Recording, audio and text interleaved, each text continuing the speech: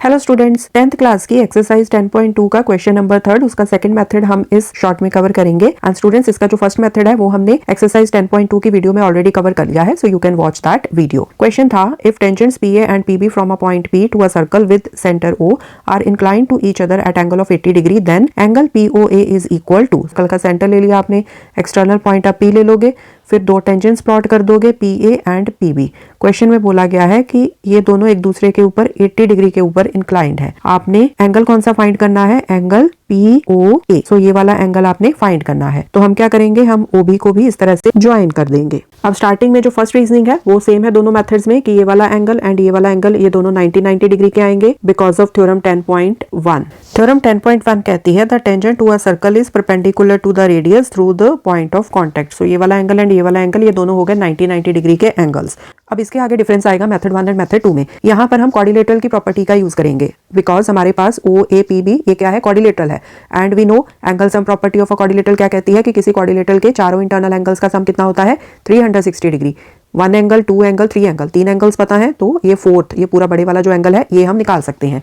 सो हम लिखेंगे OAPB is a quadrilateral, so therefore ये चारों एंगल्स को हमने मेंशन कर दिया कि इन चारों एंगल्स का सम कितना आएगा? 360 degree. Reason, angle sum property of a quadrilateral. So angle AOB ये बड़े वाला एंगल ये तो हमने निकालना है, बाकियों की मेजरमेंट लिख ली, 90 degree, 80 degree, 90 degree equals to 360 degree. So यहाँ से एंगल AOB निकल आएगा 360 डिग्री माइनस 260। सो यहाँ से एंगल AOB कितना आ जाएगा? 100 डिग्री का। सो ये बड़े वाला एंगल आ गया 100 डिग्री का। अब इन दोनों ट्राइंगल्स को हम कॉन्ग्रुएंट प्रूव कर देंगे। So in triangle OAP and OBP, ये ऊपर वाली ट्राइंगल एंड ये नीचे वाली triangle, OP is equal to OP, common side है, OA is equal to OB, ये दोनों क्या है? रेडियस है। PA is equal to PB, ये टेंजेंट्स है एक एक्सटर्नल पॉइंट से टू द सर्कल। तो जो टेंजेंट्स होते हैं एक एक्सटर्नल पॉइंट से सर्कल के ऊपर, उनकी लेंथ इक्वल होती है एंड ये होती है थ्योरम 10.2। तो इसकी स्टेटमेंट आपने मेंशन कर देनी है। यहाँ पर the lengths of the two tangents from an external point to a circle are equal.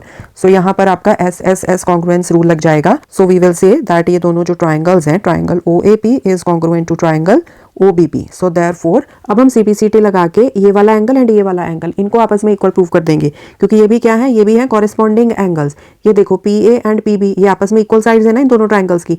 And AP के सामने ये वाला एंगल है एंड PB के सामने ये वाला एंगल है, राइट? तो ये वाले एंगल्स भी क्या होंगे? आपस में कॉरेस्पॉन्डिंग एंगल्स होंगे, ठीक है?